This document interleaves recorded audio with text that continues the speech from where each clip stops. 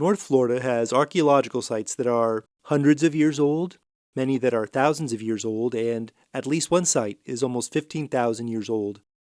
People have been here at least that long, but by the mid-1800s, native groups were pushed out of the area by violent conflicts and the Indian Removal Act of 1830.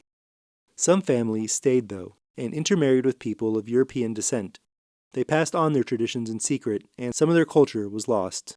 Today, we talk to members of the Florida Muscogee Nation who chose careers in archaeology and anthropology to try and reconnect to what was lost, while offering a native perspective in their research.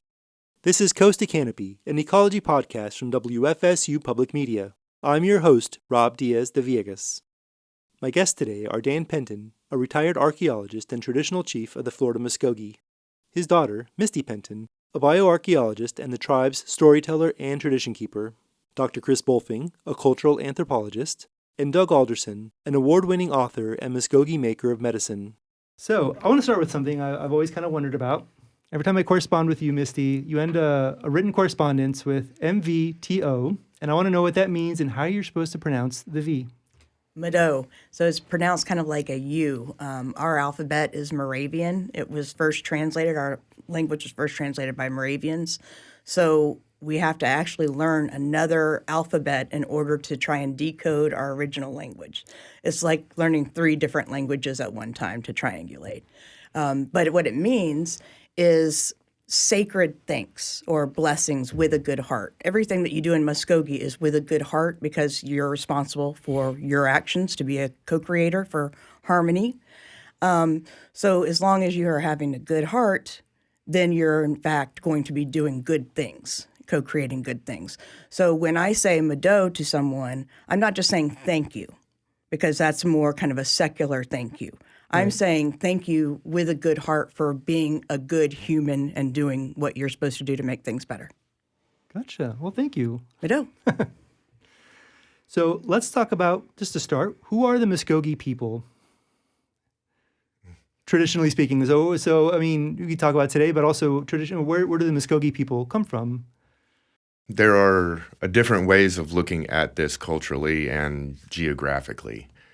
So geographically, if you look at the southeastern United States, you have the Piedmont of the Appalachians that go in, and all the groups that were Muscogee-speaking groups that were along the Piedmont are generally called Upper Creeks, whereas everyone that was down in the Gulf Coastal Plain were considered the Lower Creeks. And that, in your literature, is going to be like a pretty defining feature. So your Upper Creeks would include things like the Chickasaw, the Choctaw, Natchez. Down here, you would have the Muscogee, the Hidgety, then you would have some Miccosukee, and then some other tribes that didn't speak Muscogean, but were down here as well. So and just the same ways on the Piedmont, there were Cherokees that are Algonquins or Iroquoian speakers, and Shawnee, who were Siouan speakers, I believe. And so there was kind of mixture of groups, and the thing that generally held were the linguistic groupings. And so between any of the 2 languages, they might be mutually unintelligible. They might be similar, like hearing Portuguese and Spanish. Right. It's like, I feel like I should know what you're saying, but I just don't quite understand. And so that's how they began to get distinguished.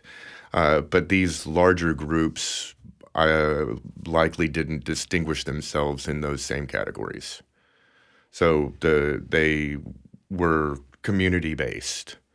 And the community structure of communities interacting with other communities forms a larger network.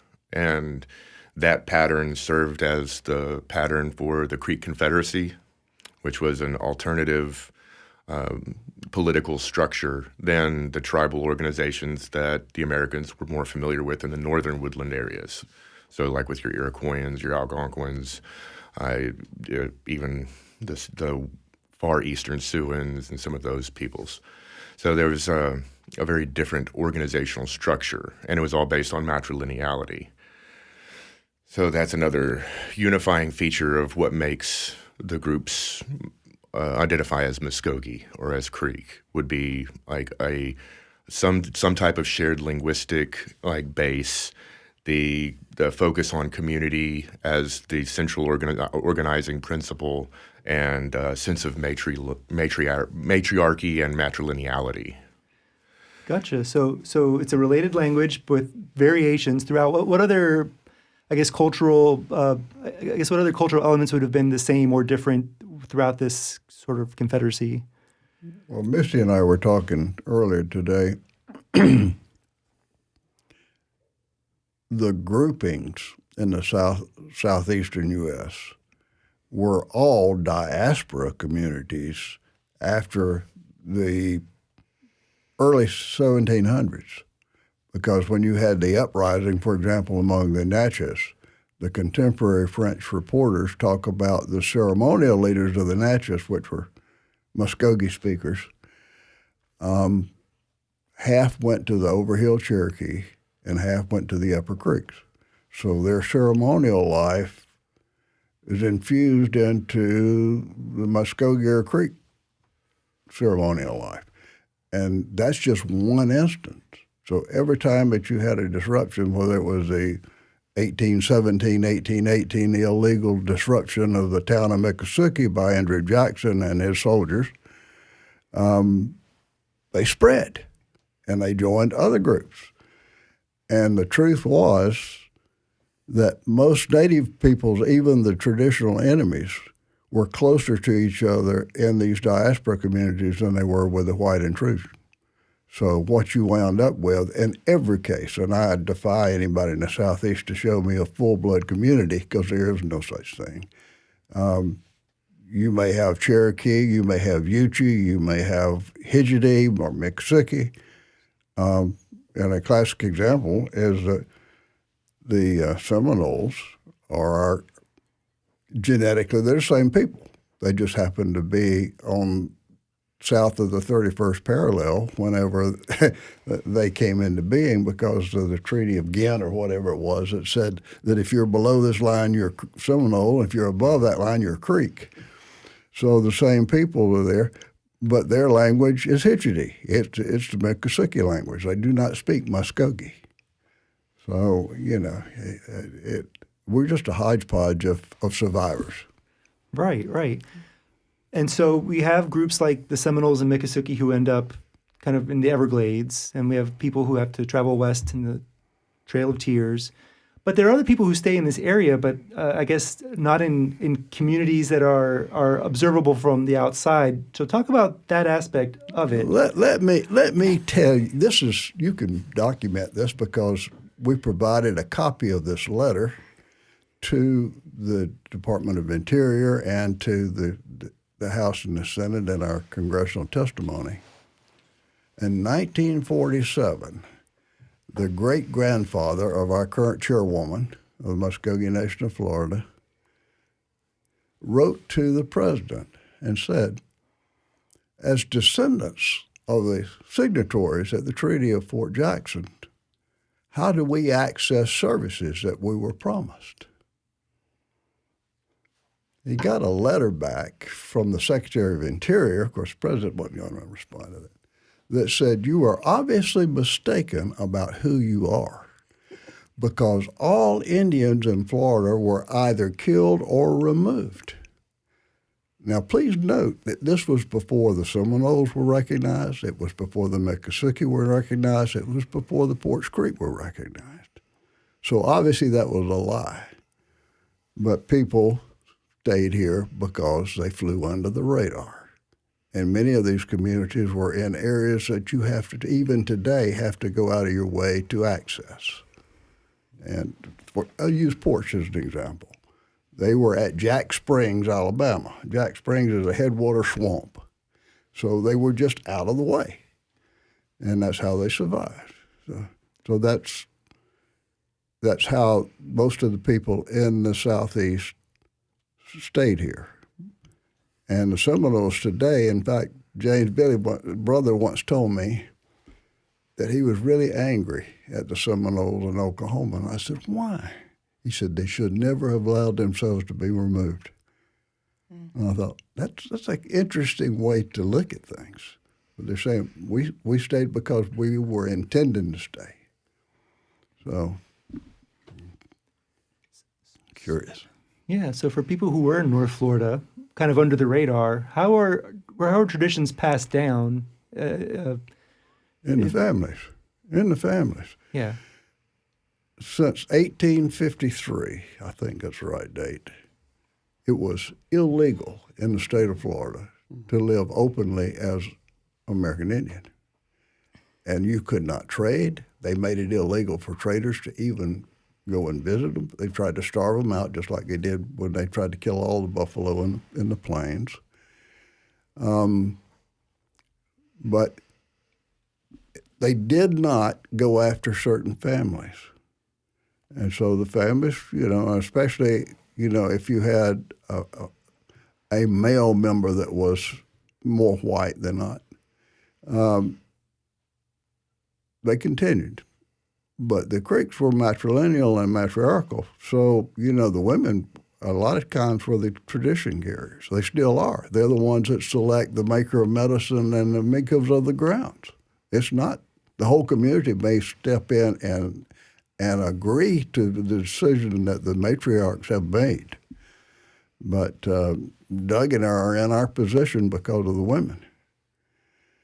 And they always go to our wives first and see if it's okay if they do put us in a position like that, because it affects the whole family. Gotcha. During all this time, was there a structure like that where you had all the positions of, a maker of medicine and a ceremonial chief, or? Well, my mother's father was a maker of medicine. I have his speaker staff. We used it on the grounds. I showed it to James Brown, University of Chicago, who is an iconography expert. And he said, I have seen 5 of these in the museum. None come close to the one that you have. And I just said, I love that. That's wonderful. So, but I was selected, and I spent time growing up as a young child with my grandparents. And they selected me, nobody else in my family, to see things and to show medicine plants and go and collect things like the gallberry for the yardbird, because they separated all of their activities in the day-to-day life, except when they were doing ceremonial things. And they would grab me and take me, and the 2 of them would go and do ceremonial things. Yeah. And when I say ceremonial things, everything in life that is meaningful can be a ceremonial. So those things that they viewed that way, they made sure that I was present. Yeah. So that's how they continued, by example. Right. So if there are 5 ceremonial sticks that are in museums, I guess that speaks to perhaps that traditions weren't always being passed down. Did it sort of were there a lot of dead ends as far as traditions being passed down in families? Oh, yeah. Are you asking if we got killed by white people? Not killed, but people just stopped yes. practicing. There's that too. Oh, yeah, there's that. Yeah, so That was the most common reason for community collapse. And literal intimidation by KKK, very literally. And even to this day, even though we're all mixed blood for the most part, and certainly can generally pass, right. When we go to ceremony, there are places nearby that the people in the community look for our guys to beat them up. So there is a strange holdover, regardless of how we look. I always kind of pulled this back to the original, what is the diaspora? And the reason I wanted to pull it back is because you're talking about the people and the languages, but also overlaying that is the Southeastern Ceremonial Complex, where you've got the mound systems and you've got the understandings of how people are interacting with nature. And that system, while it encompassed Iroquoian folks and the mix of Muscogee dialects, brought all of us together in terms of understanding a symbolic type of communication. And I think that made it much easier to communicate because we had a common language, if you will, in terms of our symbolic nature. And there was a trade language, too. It's called the Mobilian language. Apparently, it was used to communicate with people in the extensive trade network that existed, whether they were trading obsidian or grizzly bear teeth and claws from far north in exchange for Busque and conch shells or carved shell gorgets and copper coming out of the Michigan or North Georgia area. And all of these things were common. And it boggles the mind because we just, in contemporary society, think about we're the apex of all of this stuff, and these were just simple savages. Well, no, they weren't. And I always like to encourage people that haven't been to the council house at San Luis to go. That's a small example of council houses in Florida, and the one that the Calusa had in South Florida were reported to be like 5 times bigger than that. Okay. Yeah. And that's incredible. I'm awed when I walk in and see the work that these people did without cranes. And we have so little understanding of what went on before because it hasn't been exposed to us when we're in educational settings. Right. You need to talk about what your grandmother said on washing greens. Okay. How you carry on so the yeah, traditions. And it's funny that you said this because I was hearing that in my mind. And I think you have heard this before, Rob, but when I was growing up, he mentioned he was the grandparent child. That's what I'll call it. A lot of times in the families, you can tell the child that is curious about how they're connected to everything. And we tend to, like you said, we observe and watch and see who's going to have the best possibility of absorbing all that and sharing it. And that child gets picked. And I can't say that I was that child, but I was always the why child. Why this? Why that? And you notice that your dad's family is doing things different than your mom's family because my mom is European. And I noticed that I wasn't ever given any explanations for why things were different. So my grandmother used to, she gardened every day, but she wore a bonnet that covered her entire face, and she wore sleeves that covered her hands. And she would say to me, and as a child, I knew nothing about the connectedness of these two things. She would say, "Oh, sugar baby, you get to have your face in the sun." Well, that now makes me cry because she never was able to, because she had to pass. Okay. Second thing, just another example, and this is more of a lighthearted one, is she would always wash the greens, and she would have us, again, that's how you learn. You sit there and watch them as they're doing it. And she would wash them. And, washing greens is not a fun job. So she washed them once, then she washed them again, and I'm doing it with her, right? And I'm like, twice should be plenty. No, 3 times, then another time. And I'm like, why, Grandma? Why are we washing the greens 4 times? And she looked at me and she said, "That's just the way we do." So a lot of what we did, like I was saying, is modeled behaviors, which actions are incredibly important. Words are not as important in Muscogee. You're supposed to be responsible for all your words, but it's your actions that show your heart. Right. And so that was what she showed me. Now, again, because I've been part of the ceremonial for what seems like a long time, and I'm still an infant in the knowledge base, I know now that 4 is a number of domestic harmony. So that's what you're supposed to do for your family. Just make sure you do everything in 4s, then you're making sure everything's harmonious. But I didn't know it at the time because that's just the way we do. Right. It's a great story. So, Doug, I guess you didn't grow up with Muscogee culture, but you came Correct. to it later in life. So describe sort of how you became involved. Well, in my early 20s, there was a visiting Muscogee elder named Bearhart, who was a spiritual leader in Oklahoma. He learned his ways under 2 medicine people in Oklahoma, kind of last their lines over 16 years. So I got to know him in Tallahassee, but he invited me out west to Oklahoma. So I visited him a couple times, and then he moved to Albuquerque, visited him out there. Then And then he pretty much said I was on my own. In other words, I connected with the local folks here, the Muscogee people in Florida. So I think he saw that as a time for me to blossom here because I wasn't going to move out there. Right. My place was in Tallahassee in this area. So he pretty much assured me that I needed to prosper right here and expand. But he did enjoy coming back here because it was alive in a medicine sense because this was the homeland. So Oklahoma was not the homeland for the Muscogee people. It was this area, the Southeast. So he really enjoyed coming back here, and he felt charged up when he came here. So I observed that with him.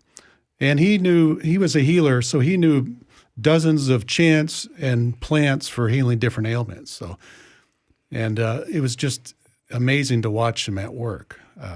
He'd blow on people and just different ways to promote healing.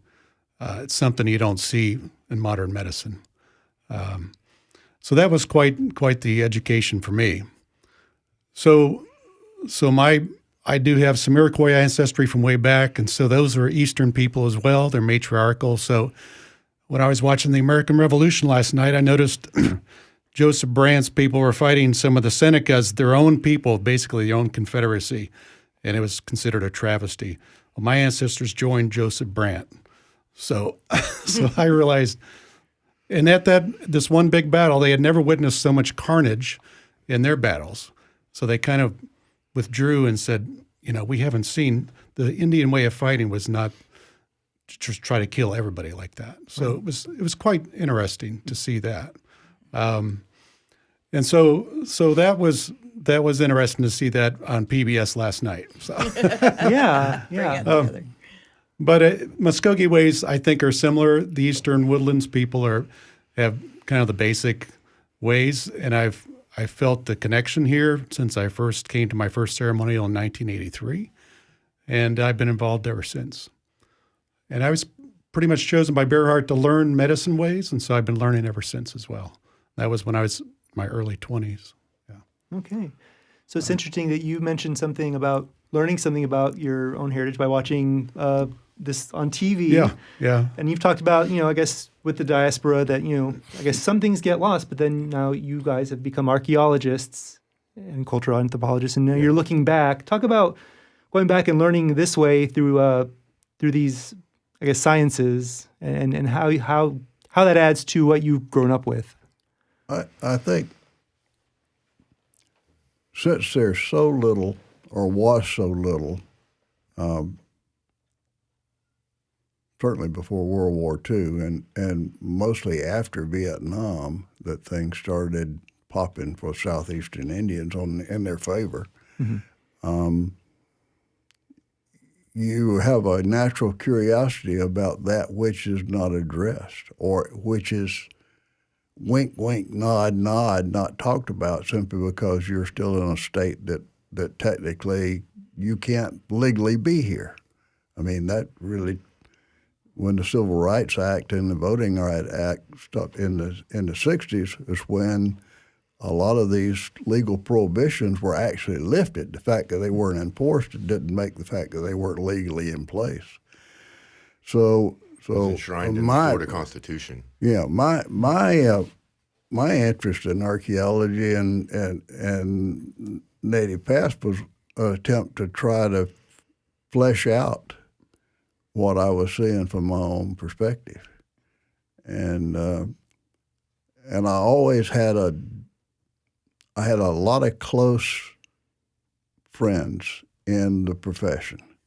And I was very successful in the profession and I met many of what we consider the fathers of archaeology in the southeastern U.S.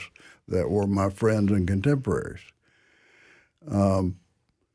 But it was because I had a different perspective on what we were looking at. And I still do. Yeah. And the more that I learn of the traditional ways, and you never stop learning unless you're dead, I find that more and more of what I encountered archaeologically, number one, I was extremely lucky that I didn't get damaged by what was there, because there are things that are, whether you believe it or not, it doesn't matter. There are things that can damage or kill you that are in the ground. But you just embrace what you see and recognize that people that do not have that ceremonial exposure do not understand what they're seeing, and they will never understand what they're seeing. We'll go in the weeds a little bit here. Yeah. In the 1940s, there was a medical doctor in Savannah, Georgia, by the name of Antonio J. Waring. He published in a Harvard publication in the 1940s about the Southern death cult or the Southeastern ceremonial complex. His archaeology as an amateur is the foundational work for the lower Atlantic seaboard. But he also was astute enough to say, and he published it in this book, he talks about the Creek ceremonial, the busk, and that thousands of years ago they were busking. And here we are in 1940s, and they're still busking. So in spite of all of the organized effort to eliminate the so-called Indian problem, the ceremonial heart is still beating, and it is today. And if you do Southeastern archaeology and you're excavating a ceremonial site, if you don't understand the elements of the Muscogee busk, you're not going to understand anything that you're seeing in the archaeological record. So it's kind of like Linda Shealy when she interpreted the Maya hieroglyphics. It opened up a world between the academic people and the ceremonial people among the Maya. And I happen to be fortunate enough to have known Linda and gone to her house for one of her ceremonial gatherings with little Maya medicine people this tall running around. But both sides benefited from her research and opening up that language. And when she died prematurely from pancreatic cancer, these same Maya medicine people came and deified her. Now, that's much better than flowers. I'm looking forward to that myself. But that's the kind of interplay that I'm looking for from the archaeological profession, is that it benefits both sides of the equation, right, both the researchers and the indigenous people. Can you describe the busk? I guess recently you said there was... Can we follow up on this, though? Oh, yeah, if you want to keep... Yeah. Okay, so what I couldn't help but think of when you were talking about archaeology, I'm a second-generation archaeologist for the exact same reasons, is that I want to keep putting things together. And my specialty is actually biological anthropology, which is looking at skeletons and the actual DNA of people and what they've gone through. So for me, one of the more interesting reinterpretations of things has been Lake Jackson mounds. And I'm going to defer to my father to talk about it because he was present during those excavations, not on the ground, but aware of them at the time. And there are definitely things that could potentially have been buried and put to rest that have been, let loose. So when you go to Lake Jackson, you're very careful if you are native about that. And you are also, if you care about the people with you, you let them know as well. But to go back to the understanding in terms of big picture cultural things, the largest copper plate ever found was found in Lake Jackson on the chest of somebody. For 20 years, the Western archaeologist identified that as a warrior king. As a bioarchaeologist, as a person who looks at bones, it took 20 years to undo that Western bias. Because as has been mentioned by these gentlemen here with me, we're matriarchal. And it's the beloved woman that's the ultimate authority. So when the bioarchaeology was done by Rebecca Story, who's very well known, it turns out that warrior king was in fact a 40-something-year-old woman. For us Native people, this just makes much more sense to us than, in fact, the other story did. And I'm going to jump a little bit in terms of things that, as a Native person in archaeology, I see very differently. And that is the cycle of quote-unquote civilization. The idea that in order to be civilized, you have to have this incredibly populated area. What I would suggest is that natives consider that overpopulated. It is exceeding the carrying capacity, which is a natural thing to do, is to move out from the center and set up a different town. We model our towns on beehives, and the queen has to be able to sniff all the bees. If it gets too big, she's not doing her job. So she leaves her daughter in the old hive and goes to found a new one. So for all this crazy, what happened to Cahokia? Oh, why did it not get civilized? The answer is there was space where people could have carrying capacity in an appropriate, relationship to the tribe and to the community, rather than forgetting who they were. So to me, that is something as a Native I have seen as a cyclic situation and when it was planned. We have always known about carrying capacity. You don't, once you get to a certain limit, you're not dealing with your people appropriately anymore. So again, as a person from a Native perspective, that is a perspective that I have yet to see make itself into the archaeological literature of the New World. And again, we had space. In Europe, they had to collapse and fortify and fortify. We didn't have to do that here. So it's, in fact, an aberrant situation to fortify and become more overpopulated, than it is to spread out and make sure you have the resources for your community. Can you, Cahokia, can you describe that for people who are listening who don't know what it is? Cahokia is the largest mound site in native North America. It's in St. Louis, just across the river from St. Louis. And it's where Monk's Mound is, which is the tallest. I think it's somewhere around 86 feet, I think is what it is, if my memory serves. It's been the source of a lot of archaeological exploration and focus. A lot of the iconographic material that you see in places like Spiro were constructed at Cahokia and moved around the country from out of there. So it was also a major production facility for symbolic items. So there was, it was a major city. But it's not without its, misinterpretations from archaeology. And, this isn't to downplay any of the archaeologists. I know many of them, and they're brilliant people, and they work with the natives as much as they can.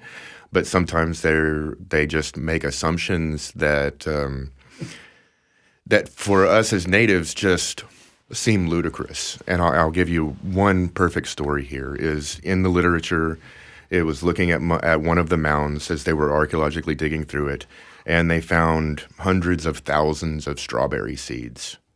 And they said it was evidence of a feast. And in my head, I'm like, that is literally the most insane thing that I could possibly hear. What were they eating? A bunch of strawberries and pooping on the mound?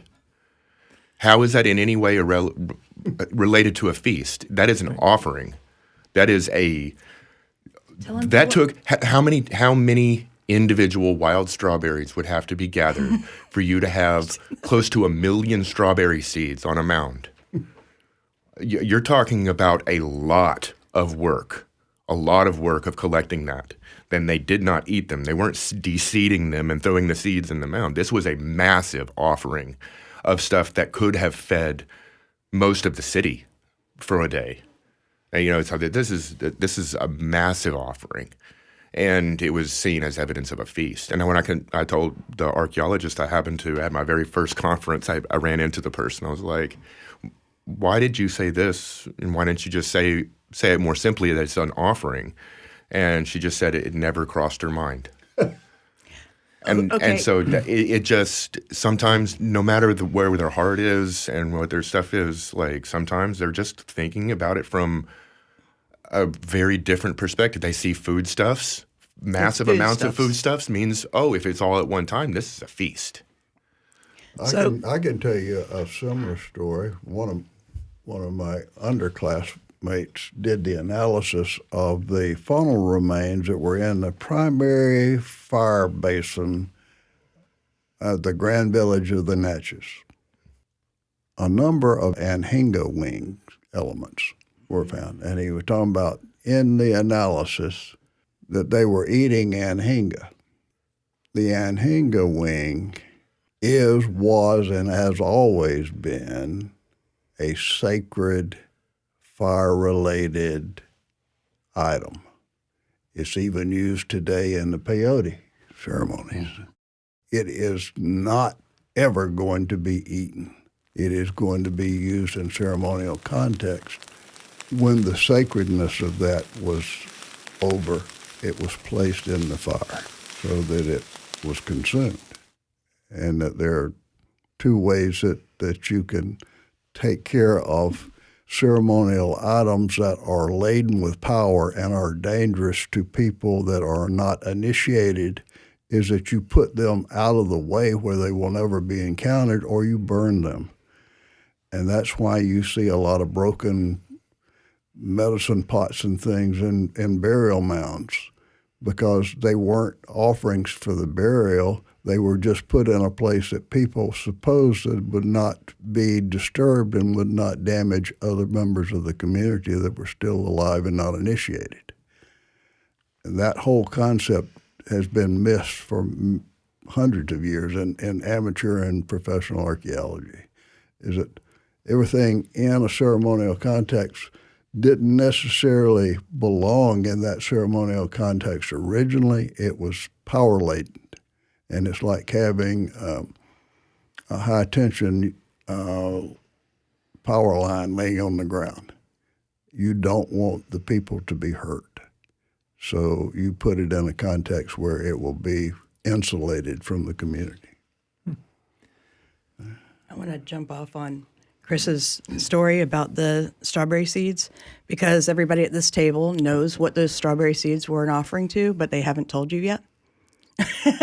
Since my job is to tell stories and secrets, the offering of wild strawberries is for the little people, the Ishki-Labishki. So in Ireland, they have leprechauns. Here we have little people, the Ishki-Labishki. And we know, and still I'm guessing everyone at this table puts out wild strawberries for the little people. So again, there's an opportunity, and Chris has stated that the archaeologists are working with natives, but this is relatively new. And they were, for the longest time, just sort of bothering to check in after the fact. And I think that there's a tremendous opportunity to match those things up. I'm going to give... Linda Sheely, her work with the Maya group perfect really example. was Perfect the example. model by which Dr. F. Kent Riley brought that model to the SECC, and he tried to organize a southeastern group of thinkers that was like the Maya group. And the research that they've done and the collaboration between natives and archaeologists that has been fostered by that has just been astounding. Agreed. But it does take a difference of perspective from the archaeologist to recognize they're only getting part of the picture. Right. And we understand that we have what we have left over, but what we found out is it's a tremendous amount.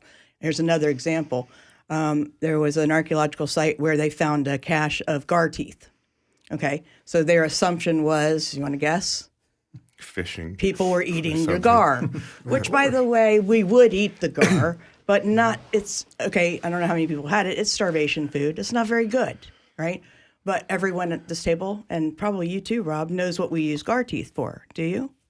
I don't. We use them in our ceremony. So you're about to ask us about the busk, so I'll let you ask it in that context. My scratches are still here. Buskada, which was, I think Dan raised the term buskada, it means to fast. That ties in with the Muscogee ceremonials. We fast 4 days before the ceremonies. We have 4 ceremonies a year. We do eat after dark, so it's a little bit like Ramadan that way.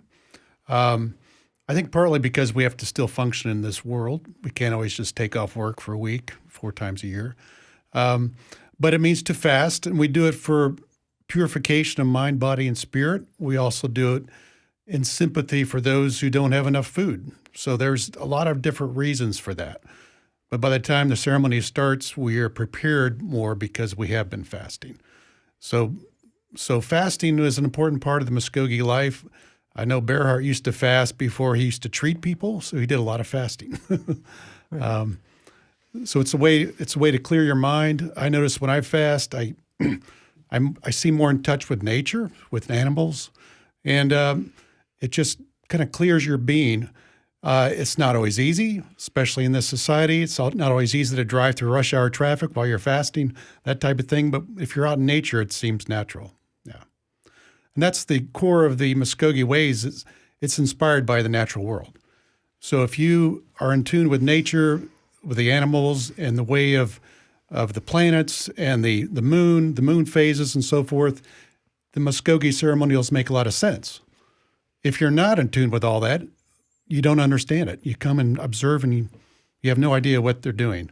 But the symbolism is always inspired by the natural world.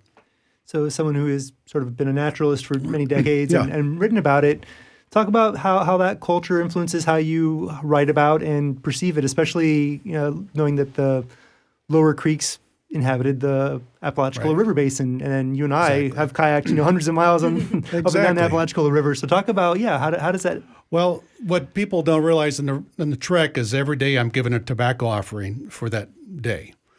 So I do that quietly. I don't make a production out of it, but it's something you do as a traditional person. You're asking for the safety of the group. You're stating your intentions because there are still the presence of those early peoples are there. And I feel that presence, and I want to ask for, we're here in a good way. We're here for this good purpose. And so far, knock on wood, we've had good luck on the river trek. So It was a great trip. yeah, it's a great trip. And Ron, I want to add something about the bus because this is important, and maybe a lot of our own people don't understand this. In fact, I think it was probably a PBS documentary 30 or 40 years ago that they had a group of native wisdom keepers.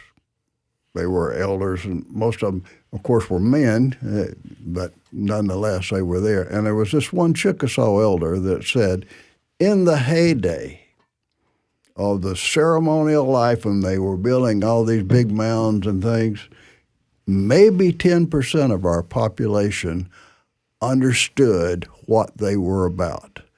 The other 90% were waiting for the fast food franchises.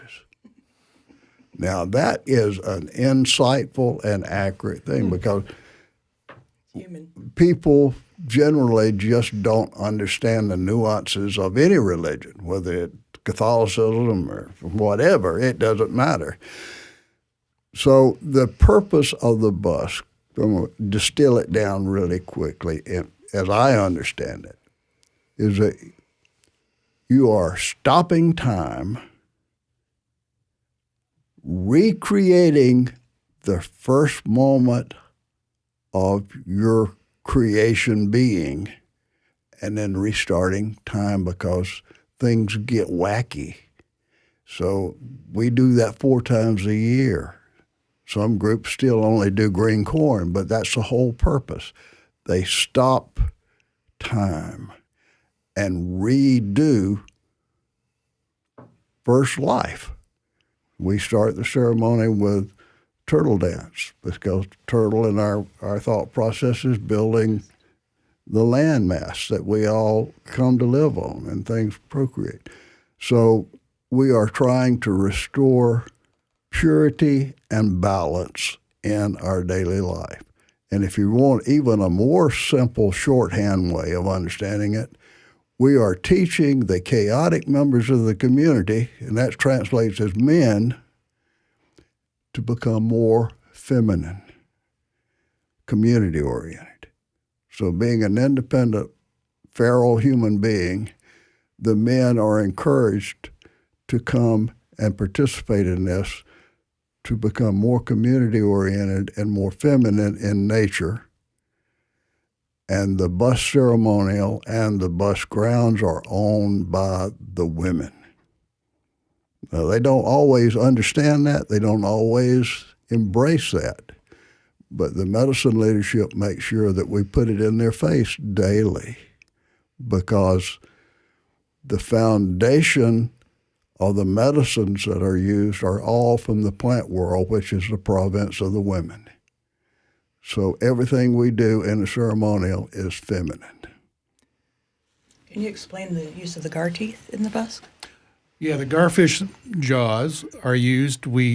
Near the end of Saturday, after certain dancers are done and we do something, we take some of the herbal medicines and wash off with it.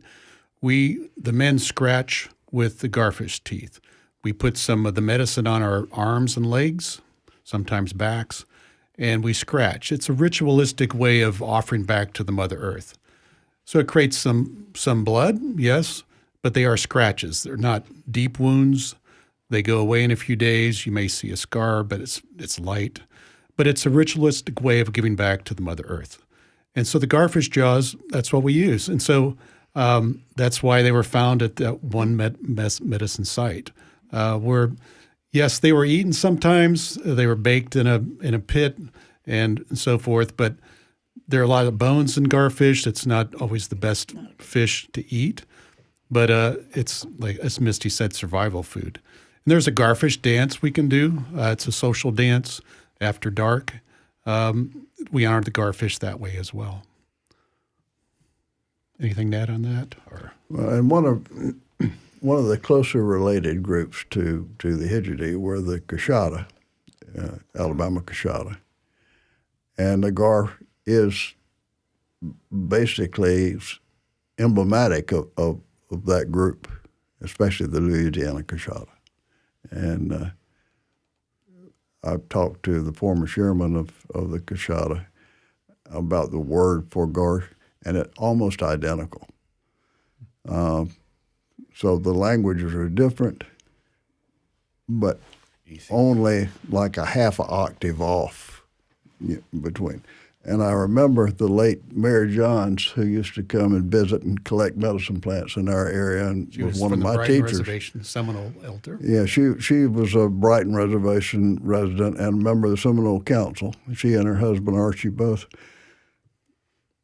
But she used to describe it, the residual language that we used, she called Creekasuki because it was a combination of Muscogee and Hidjidi. And it was, you use what you have left. And there's a story that I have always had or a prophecy, I guess, is that when the original fire, the central being of our essence, was scattered, some families collected embers and kept them. And that one day, when the world gets bad enough and they're needed, they'll come back together to form the central fire. And I like to think that we are representatives of those families in today's context. Now, how many more are out there? I don't know. But we also have a saying among the medicine leadership in that the fire calls its own. And I think that's what we're waiting for, is for that reassembly of the original fire that brought harmony and balance. And when he talks about the fire, it's a ceremonial fire. It's on a small mound. It's considered a piece of the sun. It is kept burning all year long and renewed every green corn, which is in June. In this day and age, it's kept burning in a pilot light, propane pilot light, because we don't have fires that you keep going anymore in a cook stove or a outdoor fire pit. In the old days, you would have had a central fire area, and everybody would have taken their fire home from that central fire. And fire is essential for life, obviously, for cooking and so forth. But this particular fire is something you don't put trash in, you don't put saliva in, you treat it very special. So in a biblical sense, it's similar to the burning bush. We believe the Creator, or Jaganamisi, maker of breath, speaks through people through the fire. Speaks, so it's considered a spiritual entity. So when he speaks of the fire, it's a spiritual thing, and it's just one of many ways that Creator can speak through the people, to the people. And it could be also through birds, through the earth, through plants, through everything. We believe everything is alive. Everything has a spirit, whether it's breathing or not. So in that way, we consider everything sacred because it is all part of the maker of breath. Right, so this is something I guess you and I have talked about a little bit. So you're talking about things being sacred, even things that aren't alive. But, as far as places in our area, what kind of places are considered sacred? It's a great question. It's a trick question. It is. Oh, Yeah. They're all It's sacred. all sacred. Right. There are some sacred areas that are supercharged that I wouldn't go to without a lot of tobacco. And there's some that I wouldn't go to at all. But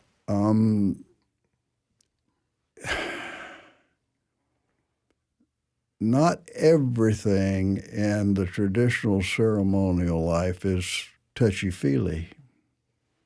There are sharp edges around some of the things. And power is a lot like electricity in that if you are trained in how to handle it and you are respectful, it does wonderful things for you. It heats and cools your house. You have lights, you have water from your deep well. But if you're an idiot with an aluminum baseball bat that goes into a power station and starts flailing around, you might as well sing "You Light Up My Life" because you're going to be crackling. And that's the insanity of medicine. And it's a question of knowing what you're doing to make positive out of things. And some of these archaeological sites, and this is my personal opinion, can be quite dangerous.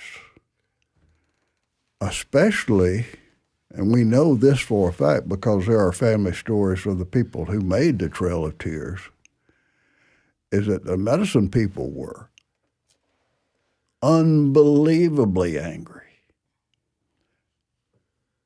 And that if they had the opportunity to bury ritual items or their folks that died along the way, if they were given that opportunity, they buried them with a lot of animosity and a lot of things that we should not as archaeologists assume that that's something that only happened then. You could probably go all the way back to the first Vikings coming into Newfoundland and having some of the similar attitudes because they brought in unseen diseases, what have you. So there's animosity toward these people. We mentioned Mary John. She once told me of a vision she had about Lake Jackson where a very powerful medicine person had been buried that had been a problem for the community because he was dangerous, because power sometimes corrupts. And that she had this recurring nightmare or vision that some archaeologist was going to uncover that and release the chaos back on the world. And I took her at her word, but that's because of my relationship with her. But I still think about that. And I'm glad that I got out of the profession without being seriously impaired. And I think I have some colleagues that did not. So, Rob, when we were doing the videoing for the mounds at Lake Jackson, the thing that I did with Tasha. Right. For our education for Summer Challenge. And right? if people are curious, we did do like a recording of the offering of tobacco that I gave, not just for myself, because when I explained it to the crew, they were like, okay, can we be covered? I said, don't worry, I was going to cover you anyway, much like Doug said. But there is an actual little video of that if people are curious about how to do a tobacco offer. Gotcha. And we could link to it, and we could probably incorporate it in the video version a little bit as you talk about it. Now I want to shift a little bit because cause there's so many things that keep coming up that I want to follow up on, but our conversation keeps circling around. So you mentioned femininity earlier. I want to talk about matrilineality, which is what you've studied, correct? Sure. And it seems like a concept, as I've talked to Misty about it in the past, that maybe gets misunderstood a little bit. So I guess I wanted to explain as far as what that structure means for the Muscogee people. Okay. First off, it is not just simply an inverse of patriarchy. I think, and we've had conversations about this a number of different times. As an anthropologist, I can point out that the most important radical difference between patriarchy and matriarchy is knowing who you're related to without a doubt. In a patriarchal society, unless you have your significant other locked in a cell and watching her 24 hours a day, then you're trusting that you're the father of that progeny. With matriarchy, everybody knows who they came out of. Everybody in the community knows who they came out of. Like it's not a hidden thing. And so knowing that changes a lot of the social dynamics. There's not the types of tensions that you generally see in patriarchal societies. That's not to say that there are not tensions in matriarchal societies. There definitely are. But it's not like the sense of dominance that is imposed on patriarchy. The name changes, the senses of ownership. In Creek society, for example, divorce has always been a part of it. And divorce is easy. If you piss your wife off enough, she throws your shit out on the porch and you go back and live with your mom.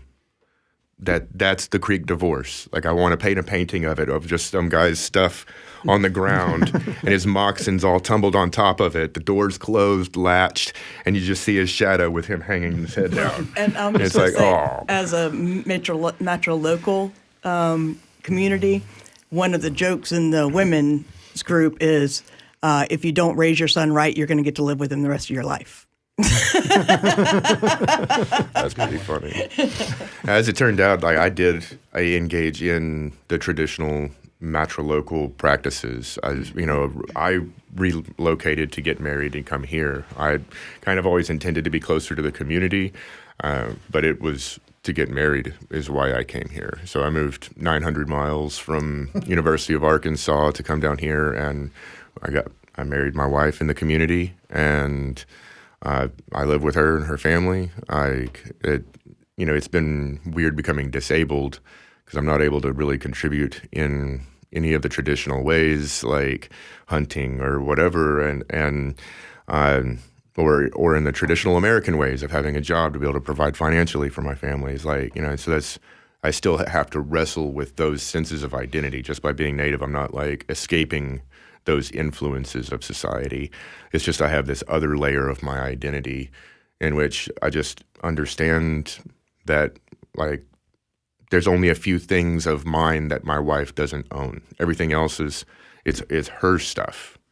And it's just it's not weird to me. It's like my wife is not particularly fond of cooking, like high cuisine. I can cook up some amazing food, and so like all of my kitchen tools, they were mine. I got married. Now they're essentially my wife's, but I use them to make her food and my family food, and there's not this sense of ownership of my stuff the same way as it was before I got married, and there's so much of this that is just like what they were talking about with learning, through your family, the observational things. And like I saw that my dad, who's white, and his side of the family did things in a way that did not make sense to me. They didn't seem right to me. It just seemed out of place for me. But when I went to my mother's parents' house, everything just made sense. And so I kind of got that modeled for me that way. And again, I was the one that was taken in that way as well. And my grandfather would take me on walks in the garden, in the woods. And my most formative memories with him have no words. It was me and him walking in the woods and him pointing things. And us sitting and watching the sunrise in silence and making tobacco offerings and making food offerings for the little people. And not knowing that other families didn't do these things. Right. That I thought it was just my dad's side of the family were just like weird because they were Catholic. And so I just thought maybe, Catholics do something different. But I didn't realize it was like we as a family were doing the things that were different. And the Catholic family was more American than anything else. And so it was, I didn't have the ceremonial aspect, but I had this cultural aspect that was still passed down in that same way. And so whenever I had the opportunity to come to the ceremonial and come to the community, it was like everything that I had felt like was out of order was just not there. And it was just everything made sense the way it was supposed to, the way people would be able to get along, even though if you took two people, I can think of possibly even you and your brother, that if you were to take y'all and not be related and have y'all meet and just talk about y'all's social and political views, y'all might not be friends. but in the bus, it's not a relevant factor. Transcendent. Yeah. And so there's people that like you might have a grudge against, but you get there and you can just let it go. You can just let it go. You have to. For the community. And you have to. And I feel like there's a lot of that's just kind of built in with it being a matrilineal society. Like that these are just factors that go along with it. It's very difficult for this culture to understand matriarchy and matrilineality and matrilocal. As a bioarchaeologist, for me, it's nice to see that the stability of the family is continuous in a matriarchy. And that means, for example, if someone passes away, say the father passes away on a hunting trip, the child doesn't move. The child's uncle is his father figure. And of course, it's sad, it's tragic, that person's missing, but there's no disruption to the family life. Even if, in fact, the mother passed away, that child would be adopted by her sister or the grandmother. So they're still living in the same, even if they've had to move houses, they're moved next door. And there's always somebody that wants them. In a patriarchy, that just simply isn't the case. When we look back from the Trail of Tears and towards the present, you see a tremendous number of what are called orphans, right? But they really weren't orphans. They were adopted into their families. So a lot of times when we're looking in genealogy, turns out those orphans, as according to the Western documentation, were actually part of somebody's family. And it might have been a different last name because you're dealing with a patriarchal culture, but in the matriarchy, they're the same family. And so they got taken in immediately. Mm-hmm. So for me, as someone who tries to explain the benefits of a matriarchy, it's good for the kids and it's good for the family because it takes a village. Anybody that tries to raise a child by themselves knows it takes a village, and that village is built in. I would like to, and Chris, you can take this, what is kind of the difference between a matriarchy and a patriarchy when it comes to expressions in power? Like leadership roles, how would it be expressed? Because the way I interpret it is it's much more egalitarian and council-oriented in a matriarchy, and it's much more hierarchical in a patriarchy. I'm not sure there's one fixed scheme for matriarchal or for patriarchal. And with what we've seen in society over the past, say, 200 years, that it's actually say 250 years. So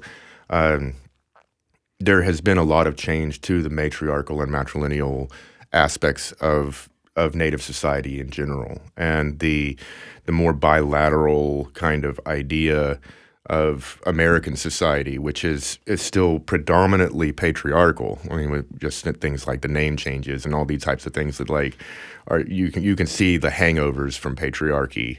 But there's this idea that you're equally related to both sides. That has infused a lot of Native identities traditionally in the creek, if you're not matrilineal, then you get kind of punted over to a different clan called the Big Town Clan or Big House Clan. And then there's, for those who are non-creek adoptees, it's like me with Turtle Clan. I'm only allowed to go into Turtle Clan. But there are hangovers of the matriarchal like identity structure. Like I don't know what my clan would have been because we lost track of what the clan was, but it was my mother's mother's mother's mother's mother who survived the Trail of Tears, and her grandmother. And we know that my three greats married a Creek man who was the son of someone who was born, according to the documents, born in Birmingham 45 years before Birmingham was Birmingham. Yeah. So he was in the tribal town that became Birmingham, and he fought with Andrew Jackson on his side. And then his son ran off to Oklahoma, married my great-great-great-grandma, and she worked in the Cherokee tribal office. And so we were associated with the Cherokee. And like I said, he was Creek. He went to Oklahoma, got married to a Cherokee woman, lived the rest of his life as Cherokee. So it's like something that's been going on in the family. So for you, you've been having it modeled for you. Yeah. And in this modern culture. And I guess that's why I'm saying it out loud, because most people don't even know what it would be like. But there are also a lot of people who, like, they would be in the same situations. Like my wife it would be Big Town Clan. Mm-hmm. But what that actually means is hard to discern because there's not a lot of clan identity really left. And so there's this idea that, like, she identifies as Creek, but it's through her father. Mm-hmm. And whereas traditionally that's like Judaism. It's like if your father's Jewish and your mother's not you're not quite there. So it's like the Big Town was your Creek, but not full Creek. But now there's not really that discernment between that and I don't like non. that dichotomy. There's no such thing as full.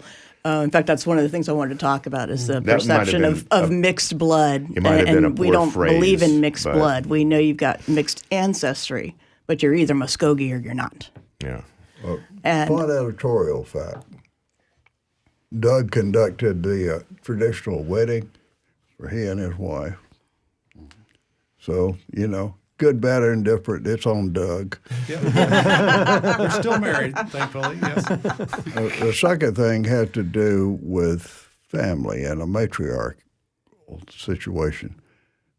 Doug and I and several other inner circle medicine people years ago were invited by the mother of the grounds to go to Panama City to talk to a group. So she introduced us as her sons. And then when we finished whatever the presentation was, I'm old, so I can't remember what it was about. But then there was a question and answer period at the end. And this one lady asked the mother of the grounds, "You introduce these guys as your sons?" "Yes." "Why don't they look alike?" And it took a while for the stunned look to get off of the face of the matriarch because she never even thought about the fact that we were different. We were family. We were in the position that we were in on behalf of the community because of the actions that she and the other matriarchs had taken. So we were her sons.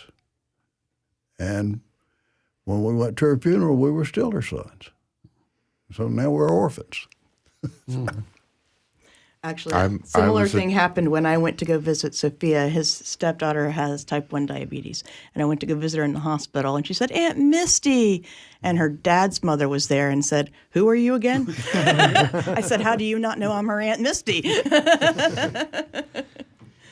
But Auntie is a given name of love, right? I'm not technically related to her except for 5 generations back. We're cousins, you know. So if someone came to our ceremonials, just so you know, there's some very focused activity, but then there's also times where there's lots of laughter. Joke telling, humor is a very important part. So it's that way, I think, all across North America. If you go to the Hopis, they have the clowns that come in. I mean, there's ways to break up the seriousness because that's important. That's duality. And so you'll hear a lot of laughter, a lot of joke telling, stories, and then all of a sudden everybody gets serious, focused. And it's just amazing the difference. But that's the way it is, and that's the way it should be. It's very family oriented as well. That's the way the kids can either join us in the ceremonies or they can go off and play. They come and go. They can join in the laughter or they can play among themselves. They just kind of drift around a bit. The whole thing is kids' church. Yeah. I think That might be one of the absolutely apparent differences between matrilineal societies and non-matrilineal societies is the treatment of children and where children are in society. Like in patriarchal societies, it is almost universally like children are to be seen and not heard. Like they're to not be seen unless they're wanted to be seen.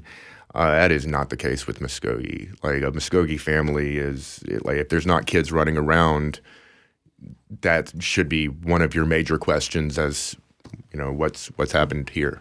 And we don't lay hands on children or women, obviously. Exactly. And that's, literally implicit to our belief system is you don't lay hands on children. And so we recognize sometimes that's remarkably different from the mainstream culture that we find ourselves a part of. I don't know that it's current now, but when I was growing up, there was an outside perspective that Native people didn't have any kind of control or structure for their children, which could not be further from the truth. What they established were the boundaries here. Everything you did within those boundaries were perfectly fine. But God help you if you went in any direction. And when the entire hive of women attacked you because you went too far this way or too far that way, you would remember that and you would kind of stay in the safety zone. My attitude about the patriarchy versus the matriarchy is that patriarchies are obviously male-oriented. The whole point of the busk is to make feral men more community-oriented like women. Mm-hmm. So the difference is you don't have among the patriarchy the concept of community and the concept that permeates every aspect of doing it for the group. You're doing it for me or me and mine, not us. And I think, that's how I view it.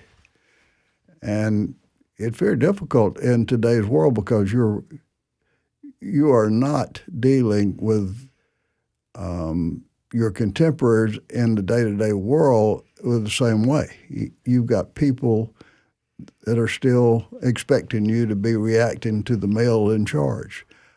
We visited Florida Seminoles years ago as members of the Muscogee Nation of Florida delegation. And we were in James Billy's office, and he had an administrative assistant who had been with him for years, named Ms. Diamond, who was not Native, but she was the gatekeeper. And we had some guys in shiny suits that came looking for the man in charge.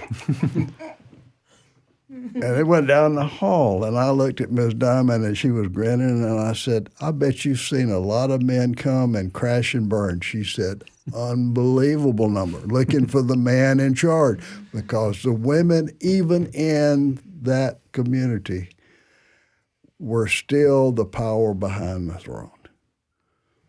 And when the Seminoles decided that they wanted to open up their culture a little bit in the 50s and start having their communities along the Tamiami Trail sell items to tourists, handmade dolls or whatever. Before the tribal council gave the edict it was okay to do that, they went and met with the matriarchs. What do you think? Should we do this? So before they began to open up as a society to the outside world, the women had to give their blessings. And to me, that's something that we could all benefit from today. There was actually one of the things that we worked with PBS was Molly Denali Virtual Museum, and there are a number of our values that we have now on that website. A funny part of that was we didn't ever have a website before. Right. And I had to sit down with our elders 4 times in a row to get that information cleared by them so that it could actually be printed in an official, formal capacity, because we're an oral history culture. Right. But the broad boundaries that we were talking about with children is summarized as one of our values, which is harmony is created. And as long as a child isn't hurting themselves or others, facilitate and enjoy. So if you're curious what our boundaries are, that's what they are. And everything else is on you to create the harmony, because harmony doesn't just happen by accident. And I would suggest that is a matriarchal value, is looking at the whole picture and finding out how to create harmony out of it. And I would suggest that our square grounds are what specifically train our men to create harmony out of disharmony. But that's as a female looking in. So one of the beliefs that we believe is that women are more spiritually empowered because they are co-creators of life. They carry the child. They give birth. The men provide a seed, and that's pretty much it as far as that goes. So they are carrying life and giving birth. So in many ways, they're more spiritually empowered, and we recognize that. That's part of the ceremonial. That's the role they have, and part of the matriarchy, I think, as well. One of the things that again, I'm going to interject what the outside world that I've heard say about the traditional understanding of the ceremonies, which is poor most of the time. But they say, well, you have a separation of women because you think they're impure, especially if you have the prohibition when they're pregnant or menstruating. They are not supposed to be around ceremonial items or leadership. And that's true. But it has nothing to do with impurity. It has to do with exactly what Doug has just said. The traditional Muscogee view is that women are a higher order of creation than men. They are co-creators. They can be medicine people. They just will never be a Helis Haya, a formal ceremonial medicine person, for one very simple reason. It's like plugging a 110 appliance, being men, into a 220 outlet, being women. And it would be 220 plus if you were pregnant or menstruating, because you have elevated that co-creation role. So the women are separate from the men during the ceremonial arena because the men are not prepared to deal with the raw power of the women. And their role in the ceremonial is very carefully regulated to introduce that power and to consecrate the grounds, but to not overwhelm the lower order of creation, that being men. So we're also kind of taking shelter during it in a way. Like, we're not standing in front of a hurricane coming at us. Like, that's what the ceremonial does. It builds up this structure that allows us to be able to be there and not have that happen, and with the power, because the power is in motion, and so it's moving this way, and so you just don't stand where the power's going, you know? Right. And it's one of the former matriarchs had described it this way, is that in the worst of times, in the times of emergency, the fire can be kept alive by women alone. The men are not needed. The men are needed for the ceremonial because it's for the men of the community to be able to bring the community together as a whole. But if it's just for the purpose of maintaining the sacred fire and maintaining continuity, men are only needed for a very split second. Again, think of beehives again. What's the role of the drone? Only one thing, and then they die. Now, if you were short of workers, you might want to train some of those drones to come to the ceremonies 4 times a year so that they can fit in. But otherwise, useless. Yeah, in my role, I have the backing of my daughter and my wife. They kind of have my back, but every woman that's in the ceremony are basically my sisters, so they have my back as well.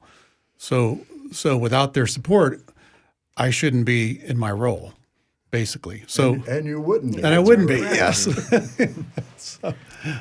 Yeah, we do talk about the nuclear family idea makes it much harder on the family than our perception of family, which is not only extended family, but extended friends and family that are now family. Yeah, we're all obligated to each other.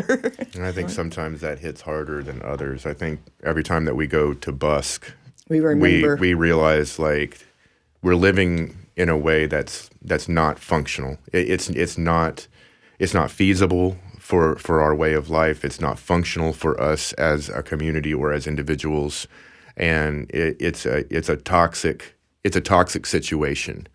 And every time that we're at busk, there's just this universal sense that this is the way we're supposed to be living during this time of year. It's not supposed to be this 4 times a year we come together and then we go away and forget everything that we're supposed to know and do and then relearn it again. Yeah, the idea of busk is that this is the way you're always supposed to be. Yeah. And it's funny because once you are in a situation like that, because it is separate, it's off the grid, it's like being in a different world. And you're there for 4 days and you feel differently. It is very difficult to come back and kind of reintegrate into Western society. Our traditional living structure was to live that way during the ceremonial time of year, and then we would break into a more nuclear style like family for the winter months whenever it's a little easier to have smaller family units to be able to get by. Right. And not have to have a gigantic space to try to heat up. Keeping a big shaded space for everybody is a whole lot easier than having a big heated space for everybody. Right. And so we had these natural times in which we would come together and break apart. And we don't do that. And I think everybody feels it whenever we come together for the ceremonials is just this kind of longing for things to be a way that works easier with the natural world, with the ceremonials, with each other. I talk about how being Muscogee is you're trying to do literally everything you can do with a good heart. And most people don't think that way. I've actually talked about parenting, Muscogee parenting, and about how we can see friction coming and redirect a child prior to the violent outburst. And when I've talked to most Western parents, they're like, whoa, we never thought of that. We usually punish them after they've done something terrible. So a lot of it is trying to pre-respond and like get out ahead of it. And you can change a dynamic from I pulled your hair, you pulled my hair, to I pulled your hair and you said, hey, let's go for ice cream. And now our day is entirely different. So I challenge people every time I talk to them about literally try one day where you do every single thing that you do with a good heart, every decision, every phone rings. You don't say mean things to the telemarketer. You say, sorry, man, I'm busy, and find out how much difference you've made just for that one day in your life and other people's lives. So given that, when we go to ceremony, we're surrounded by people that are quite literally doing that all the time. And I can tell you there is a gift in that is something that most people will never experience. Gotcha. Well, on that note, it's been a really great talk. Misty Penton, Dan Penton, Chris Bolfing, Doug Alderson, thank you all for coming on to Coast to Canopy. Mado. Thank you, Mado. You can watch the video version of Coast to Canopy at wfsu.org/ecology blog and the WFSU Ecology YouTube channel. On the blog, we'll link to the WFSU education projects Misty mentioned and a WFSU ecology story on Muscogee shell carving. Those videos, this podcast, and the WFSU Ecology Blog are made possible with support from viewers and listeners like you. WFSU is both an NPR and PBS station, and we can't serve our community without your support. For a $10 a month pledge, you can join the WFSU Seed Circle, and I'll give you a shout out on this podcast, like, right now, thank you to Thomas Beeson, Karen Berkeley, Margaret Bivens, David Blair, Beth Garraway, Carol Goodyear, Veronica Humphrey, Lisa Johnson, Chris McFarland, Carrie Maddox, Clara Mullins, Mary Pohl, Alina Pryor, Thomas and Helen Roth, Dylan Riles Hamilton, Kim Sash, and Donna Tharp. We've also had several smaller donations which I really appreciate, truly. Any amount helps. You can join the Seed Circle at wfsu.org/ecologyblog. This has been Coast to Canopy, an ecology podcast from WFSU Public Media. Today we had Taylor Cox running audio and Jason Acuna directing video. And I am your host and producer of all things ecology at WFSU, Rob Diaz de Villegas.